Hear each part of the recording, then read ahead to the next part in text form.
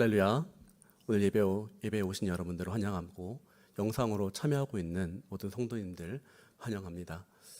특별히 하나님께서는 우리의 예배를 기쁘게 받으십니다. 우리가 대면으로든 비대면으로든 우리는 어디서나 영과 진리로 하나님께 예배를 드리며 하나님께서는 우리의 예배를 기뻐 받으실 것입니다. 왜냐하면 성전은 바로 우리 자신이며 교회는 예수를 믿는 사람들이 모인 그곳이 바로 교회이기 때문입니다. 하나님께서는 건물에 계시는 곳이 아니라 어떤 창조물도 어떤 건물도 어떤 처소도 하나님께서 거할 수 있는 자격을 가진 곳은 없습니다. 사무엘하 7장 7절에는 이런 말씀이 있습니다. 내가 온 이스라엘 자손들이 옮겨가는 곳마다 내 백성 이스라엘을 돌보라고 명령한 이스라엘 지파 가운데 누구든지 왜 내게 백향목집을 지어주지 않겠냐고 말한 적이 있느냐. 다윗이 자신의 궁에서 있었습니다. 하나님의 궤가 장막 안에 있는 것을 보고 마음이 아파서 하나님 앞에 성전을 짓고 싶을 때 하나님께서 나단을 통해서 말씀하신 것입니다. 하나님께서는 어떠한 건물에 있는 것도 아니고 어떠한 장소에 거하시는 것이 아니라 하나님은 창조주이시며 어디에 계신다는 것을 말씀하고 있는 것입니다. 신약에서는 바로 우리 자신을 하나님의 성전이라고 말하고 있으며 예수를 믿는 사람들이 모인 그곳이 바로 거룩한 교회라고 주께서는 말씀하셨습니다. 그렇다면 예배당은 우리에게 어떤 의미가 있는 것입니까? 예배당은 하나님을 위한 처소이기보다 사람들이 하나님으로부터 오는 안식과 평안을 누리는 곳, 그것이 바로 예배당인 것입니다. 지금 코로나 시대를 지나면서 우리가 예배당에 대해서 다시 한번 많이 생각을 하게 되었습니다. 오랫동안 예배당이 아닌 집에서 예배를 드렸다가 나왔었던 그 시간을 성도님들 기억하십니까? 분명 집에서 드린 예배도 그리고 예배당에서 드린 예배도 하나님께서 동일하게 받으시는 예배이지만 우리가 하나님으로부터 오는 그 안식과 평안을 누리는 이 예배당에서 드리는 예배를 어디서 비교할 수 있겠습니까? 특별한 가치를 지닌 것입니다. 그렇게 누군가는 이 예배당이 아니라 어떤 고정된 곳이 아니라 학교나 기관을 빌려서 예배를 드려야 한다라고 이야기하시는 분도 있지만 오히려 지금 코로나 시대를 맞이해서 세상이 교회를 적대시하고 세상 가운데 빌릴 수 없는 상황 가운데 더 귀한 가치를 예배당이 주는 것을 우리는 깨닫게 되는 것입니다. 우리는 이 예배당을 생각을 하면서 지금 이 시대 가운데 더욱더 이 느헤미야가 가져다 주는 의미에 대해서 생각을 해야 될 것 같습니다. 구약에서는 아브라함이 자신의 아들을 바쳤던 모리아산, 그 모리아산에서 다윗은 그 모리아산에 있는 성전을 지기 위해서 그곳을 구입을 하였고 바로 그곳에 솔로몬은 성전을 지었던 것입니다. 그리고 그곳에 하나님께서는 복을 주셨습니다. 열왕기상 9장 3절에 보면 이렇게 말씀이 있습니다. 여호와께서 그에게 말씀하셨습니다. 네가 내 앞에 기도하고 간구한 것을 내가 들었다. 네가 지은 이 성전을 내가 거룩히 구별해 내 이름을 영원히 거기에 두겠다. 내 눈과 마음이 항상 그곳에 있을 것이다. 하나님께서는 성전의 그 장소의 복을 선포하시면서 인간이 드리는 이 예배를 기쁘게 받으시겠다라고 말씀하신 것입니다. 그러기에 이 건물과 장소는 하나님이 주는 은혜의 상징성을 가지고 있는 것입니다. 구약에서 이스라엘은 하나님 앞에서 범죄했습니다. 그들은 하나님의 은혜로 이집트로부터 구원을 받아서 하나님께서 주신 가나안 땅을 차지하였습니다. 하지만 사사들의 시기와 왕의 시기를 지나가면서 그들은 하나님의 주신 율법을 무시하고 율법을 지키지 않았습니다. 그 이후로 선지자로부터의 오는 많은 경고들 또한 그들은 지키지 않았습니다. 그 결과로 그들은 포로로 잡혀가게 되었고, 하나님께서는 포로로 잡혀간 그곳에서 단지 예루살렘에 거하기만 하는 그들의 하나님이라는 그들의 생각을 깨뜨리시고, 온 우주의 창조주이시자 어디서나 편재해 계시는 하나님의 놀라운 은혜를 오히려 포로기 가운데 다니엘과 에스더를 통해서 말씀하셨습니다. 그리고 예레미야의 예언처럼 70년이 지난 해에 되었을 때 하나님께서는 고레스 왕을 통해서 포로들을 귀환시키십니다. 그것이 바로 1차 포로 귀환의 시기입니다. 이때 스룹바벨을 중심으로 사람들이 오게 되었고, 가장 먼저 그들이 하나님 앞에 성전을 건축하기로 결정을 하고 제사를 드리게 됩니다. 하나님께서는 그들이 포로기, 즉 다른 나라에 있을 때에도 함께 하셨지만, 그들에게 있어서 예루살렘의 성전과 성벽을 쌓는 것은 하나님이 주시는 은혜를 상징하는 것이기 때문에 그들은 그들의 신앙을 위해서 가장 먼저 하나님 앞에 제사를 드리기로 결정한 것입니다. 에스라 3장 6절에 보면 함께 말씀 읽도록 하겠습니다. 시작. 아직 여호와의 성전 기초가 놓이기 전이었지만 그들은 일곱째 달 1일부터 여호와께 번제를 드리기 시작했습니다. 아멘. 그들은 그들의 집을 짓기보다도 가장 먼저 한 것은 하나님의 성전을 짓고 하나님 앞에 제사를 드린 것입니다. 어떻게 보면 삶에 있어서 가장 중요한 것이 그들 자신의 아니라고 생각할 수 있지만, 그들은 절대 잊지 않았던 것은 하나님으로부터 온 은혜와 하나님이 우선순위라는 것을 그들은 기억했던 것이기 때문입니다. 지금은 많이 타락하고 어려움을 겪고 있는 미국이지만 아직도 하나님께서는 미국을 사용하셔서 많은 영적인 지도자들과 그리고 많은 선교사들을 보내시고 계십니다.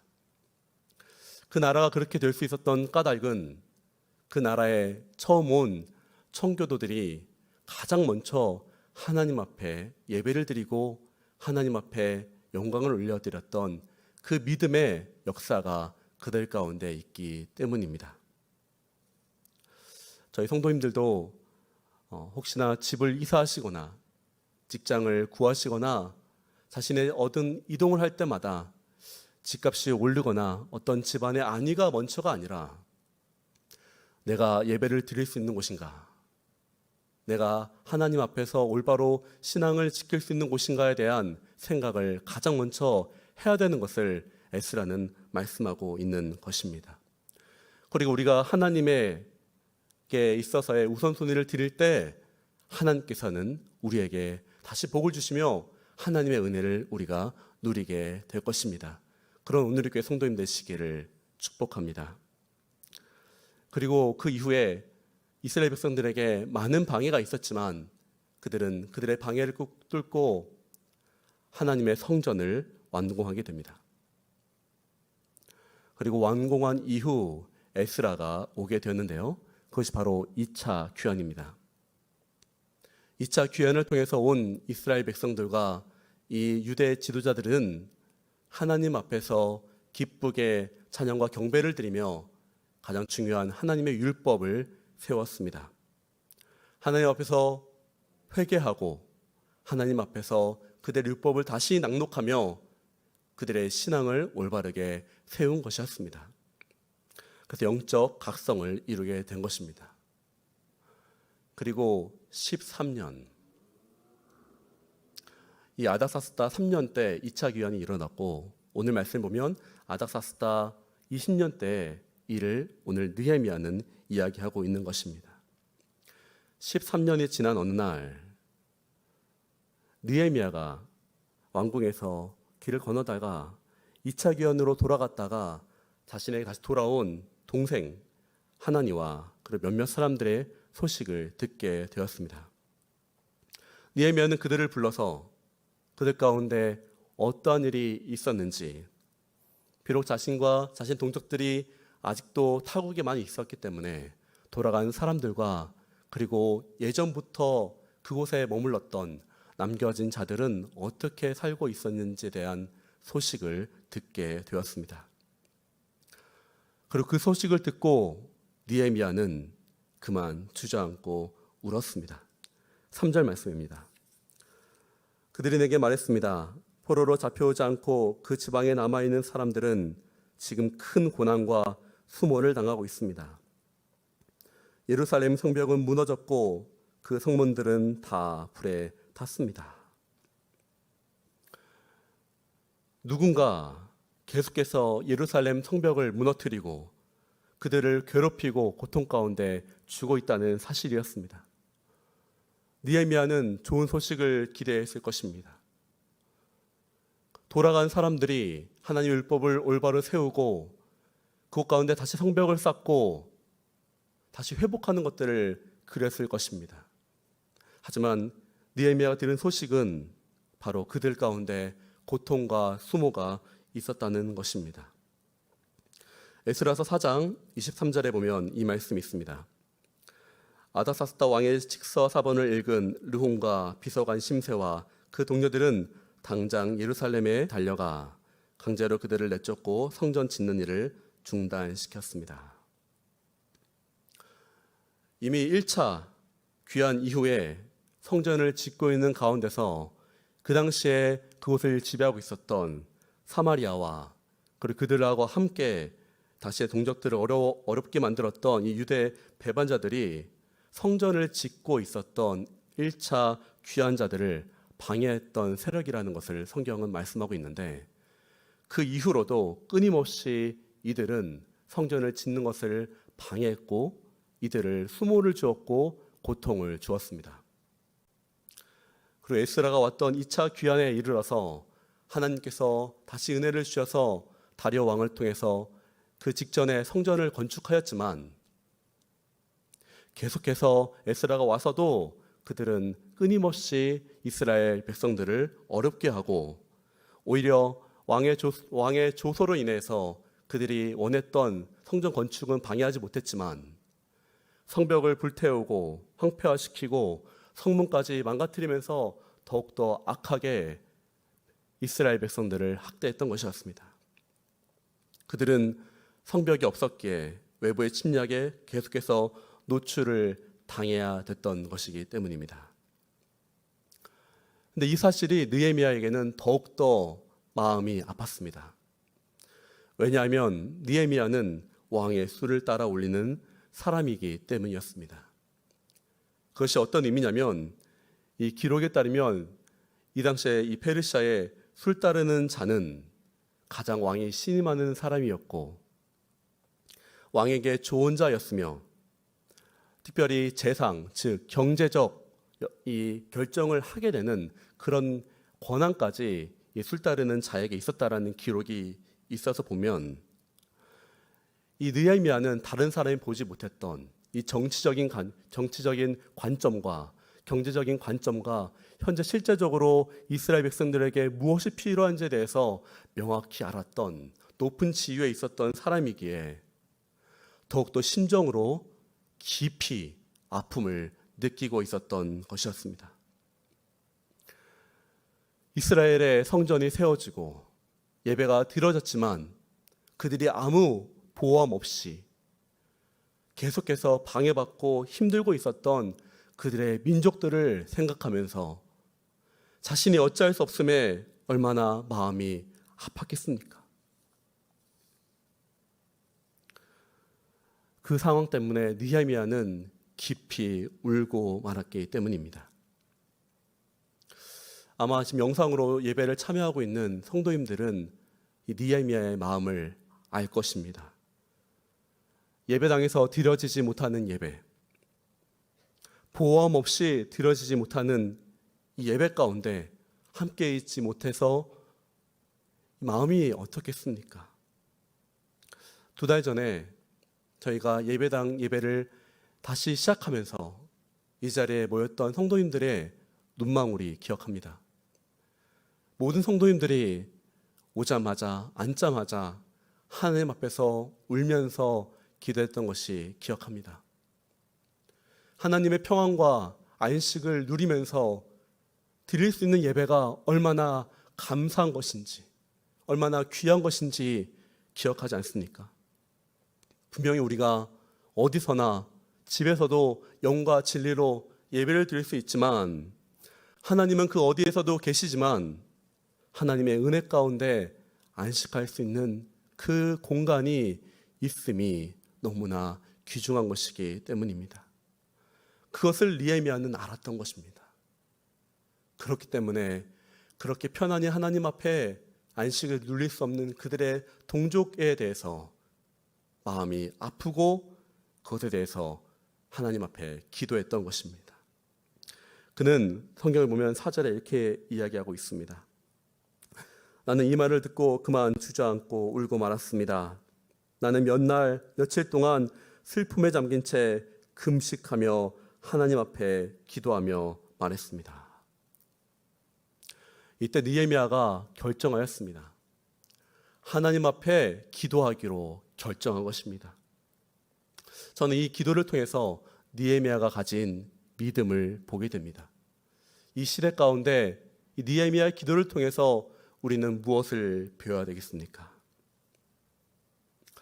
우리는 어떤 문제가 생겼을 때 그 문제가 자신의 힘과 혹은 지위로 해결할 수 있는 것처럼 보일 때 우리는 어떠한 유혹을 받게 되냐면 자신의 힘으로 처리하고 싶은 욕망이 생깁니다.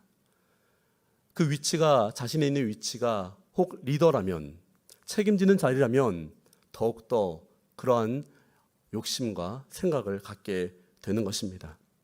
때로는 절차와 관습을 무시하고 빨리 이것을 해결하고 싶은 욕망들이 바로 리더의 자리에 있게 되는 것입니다. 그것은 바로 교만이죠. 근데 느헤미야는 이 동족의 아픔이라는 소식을 들었을 때 자신은 그것을 인간의 방법으로 처리할 수 있는 위치 가운데 있었습니다. 자신의 인맥이 있었고 왕의 신임이 있었고 여러 가지 방법으로 어쩌면 해결할 수 있는 방법들이 있었을 것입니다. 그런데 느헤미야는 그 순간 하나님 앞에 기도하기로 결정합니다.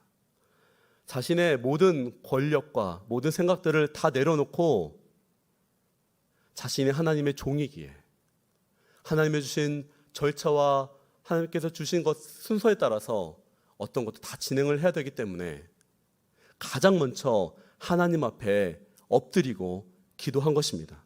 바로 이것이 우리가 생각해야 되고 우리가 받아야 될 느헤미야의 믿음인 것입니다. 성도님들, 지금 우리는 예배당 예배를 드릴 수 없는 상황 가운데 일이 일어났습니다. 어쩌면 우리는 우리의 신앙을 지킨다는 명목으로 교회가 협의한 절차를 무시하고 합의를 무시하고 예배를 드릴 수 있습니다. 그럴 능력과 그럴 자유가 우리에게 있습니다. 하지만 우리에게 자유가 있다고, 우리에게 힘이 있다고, 우리에게 어떤 지위가 있다고 그것을 행하는 것은 결코 하나님 뜻이 아닙니다. 분명 예배당 예배가 드려져야 됩니다. 드려질 것입니다. 하지만 그 절차와 방법은 하나님으로부터 와야 되는 것입니다. 왜냐하면 이스라엘 백성들을 내보내신 것도 하나님이시며 이스라엘 백성들을 다시금 오게 하신 분도 하나님이시기 때문입니다. 우리는 이해할 수 없는 하나님의 지혜 앞에서 겸손하고 그분의 지혜를 먼저 생각하며 하나님만 신뢰하며 구하며 나가야 되는 것입니다. 그것이 하나님이 원하시는 제사이고 하나님의 온전하신 뜻이 우리 가운데 임해지는 것입니다. 그래서 느헤미야가 기도했을 때 느헤미야는 회개하는 가운데 하나님의 뜻이 임하기 시작했습니다. 느헤미야에게 하나님께서는 재건의 마음, 이스라엘을 재건해야겠다는 마음을 심겨주신 것입니다. 자신의 힘으로 먼저 하지 않고 하나님 앞에 나아갔을 때 하나님께서 가장 좋은 지혜로 느헤미야에게 말씀하신 것입니다. 그리고 느헤미야는 하나님 앞에서 기도하면서 하나님의 뜻이 이루어달라고 기도하였습니다. 그것이 어떤 것이었습니까? 바로 11절에 나오는 말씀입니다. 주여, 이 종의 기도와 주의 이름을 경외하기를 기뻐하는 주의 종들의 기도에 귀를 기울여서 오늘 주의 종이 이 사람 앞에서 은총을 입고 잘되게 하소서. 그때 나는 왕에게 수를 따라 올리는 사람이었습니다. 느헤미야는 이 사람 앞에서, 즉 하나님께서 세워주신 세상적 리더의 그 마음을 앞에서 그 마음을 변화시켜 달라고, 그 앞에서 은총을 입게 해달라고 하나님 앞에 기도하였습니다. 하나님의 뜻을 구하고 하나님의 인도하심을 믿고 자신의 힘보다 하나님의 힘과 능력을 신뢰해서 나가기로 결정한 것입니다. 자신의 힘대로 다 그만두고 한 것이 아니라, 자신의 원함대로 인간적 방법을 구한 것이 아니라, 하나님께서 지금 세워두신 자신의 세상적 리더까지도 하나님의 권위 아래 있다는 것을 믿고 자신이 그에게 나아갈 때 그 앞에서 은총을 입게 해달라는 느헤미야의 기도인 것입니다. 예수님 시대 때 한 바리새인이 예수님을 넘어뜨리기 위해서 예수께 질문했습니다. 마가복음 12장 14절 하쪽에 있는 말씀입니다. 그런데 우리가 가이사에게 세금을 내는 것이 옳습니까? 옳지 않습니까? 그때 예수님께서 이렇게 말씀하셨습니다. 17절 말씀입니다. 그러자 예수께서 그들에게 말씀하셨습니다. 가이사의 것은 가이사에게 바치고 하나님의 것은 하나님에게 바치라. 그들은 예수께 몹시 감탄했습니다. 예수님께서는 세상의 권위를 무시하지 않으셨습니다. 그들의 것은 그들에게 바치고 하나님의 것은 하나님에게 바치라는 예수님의 명령. 우리가 이 세상 가운데 세상의 권위에 복종하는 것은 세상에게 복종하는 것이 아닙니다. 하나님께서 말씀하신 방법이기 때문에, 하나님께서 세우신 거기 때문에 하나님께 세우신 것으로 보고 그 권위를 따르는 것입니다. 하지만 만약 이 세상의 법이 하나님의 법대로 가지 않고, 예를 들어 동성애나 거짓으로 이 교회를 핍박하고자 하는 세상의 권위에 대해서, 세력에 대해서 우리는 따라야 돼서는 안 되겠죠. 하지만 하나님께서 세우신 질서 가운데 우리는 그 교회의 협의와 교회의 방법의 순서를 맞춰서 나아가야 되는 것이 겸손의 방법이며, 그 안에서 하나님의 뜻과 은혜를 구하는 것이 바로 지혜로운 이 느헤미야의 기도에 나오는 것입니다.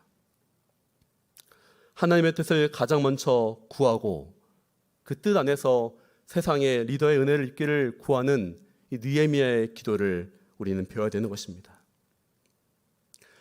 만일 느헤미야의 간청을 왕이 듣지 않았다면 느헤미야는 어떻게 했을까요? 분명히 자신이 누리고 있었던 모든 지위와 재물을 다 버리고 예루살렘으로 갔을 것입니다. 세상이 막아도 하나님이 말씀하셨기 때문에 그는 행했을 것입니다. 하지만 이 느헤미야가 하나님의 은총과 하나님의 뜻을 구하였을 때 하나님께서는 이 왕을 통하여서 더욱더 놀라운 비밀, 놀라운 뜻을 이 느헤미야를 통해서 행하셨고, 바로 성벽이 쌓여지는 이스라엘 백성들 가운데 그들이 온전하게 하나님의 평안과 안식을 누릴 수 있는 그곳을 재건할 수 있는 놀라운 일들이 일어나게 된 것입니다. 우리 성도님들, 이번 코로나 시대를 지나면서 그리고 최근의 사건들을 지나가면서 어쩌면 우리는 더 많은 세상의 핍박과 삶의 어려움이 우리에게 있을 수 있습니다. 세상은 더 많이 우리를 미워할 수 있습니다. 이전보다 예수를 믿는다는 것이 그 원인이 누구로부터 왔는지 중요하지 않습니다. 우리가 비난의 대상이 될 수 있습니다. 가족과 친척으로부터 혹은 일터로부터 미움과 핍박과 억울함이 올 때 우리는 유혹을 받게 됩니다. 나의 힘과 내 종교적 신념과 내가 가진 지위로 무엇을 해결하고 싶은 생각이 들 때마다 오늘 말씀을 기억하시기 바랍니다. 하나님 앞에 겸손하십시오. 하나님 앞에 그분의 뜻을 먼저 구하고 우리가 어떻게 기도해야 될지 하나님 앞에 엎드리는 것, 그 엎드리는 것이 우리가 해야 할 그리스도의 삶인 것입니다. 하나님이 우리에게 고난을 받으라 하면 고난을 받아야 되는 것입니다. 포로 생활을 하라 하면 해야 되는 것입니다. 우리가 믿음을 받으라, 미움을 받으라 하면 미움을 받아야 되는 것이고, 너희의 것을 포기하라 하면 포기해야 되는 것이고, 더욱더 낮아지면서 사랑하라 하면 우리는 낮아지고 사랑해야 되는 것입니다. 그것이 바로 예수님께서 행하신 온유함이십니다. 예수님께서는 능력을 가지고 계셨습니다. 예수께서는 힘과 권세가 있으셨습니다. 하지만 그분이 이 세상에 살아갈 때 예수님께서는 늘 하나님 앞에 기도하셨으며 하나님의 뜻에 따라서 사시고 행하셨습니다. 그것이 바로 예수님의 온유함이며 오늘 느헤미야의 기도 가운데 나타난 바로 그리스도인의 모습입니다. 말씀 마칩니다. 저희 성도님들, 저희가 내 것을 지키는 것이 아니라 나의 힘과 나의 권력으로 어떤 것을 결정하는 것이 아니라 하나님의 뜻을 쫓기로 결정하고 하나님이 원하시는 삶을 살기로 결정하고 하나님이 원하시는 기도를 하고 때로는 그것이 나에게 어려움을 준다 할지라도 하나님으로부터 오는 사랑을 믿고 그 사랑을 받으며 삶을 살아가기로 결정한 겸손한 그리스도 되시기를 예수님의 이름으로 축복합니다. 기도하시겠습니다. 하나님, 이 시간 가운데 기도합니다. 우리가 때로는 우리의 종교적 신념과 우리가 갖고 있는 이 육신의 욕심과 생각대로 우리가 기도할 때도 있고 살 때가 있습니다. 하지만 주여, 이 시간 간절히 구하오니 아무리 내가 간절히 원하는 것이 있다 할지라도 하나님의 뜻을 먼저 구하게 하여 주시옵소서. 하나님으로부터 오는 놀라운 지혜와 놀라운 방법을 먼저 구하며 느헤미야에게 임했던 하나님의 놀라운 은혜가 우리 가운데 있게 하여 주시옵소서. 걸어가신 예수 그리스도 이름으로 기도드렸습니다. 아멘.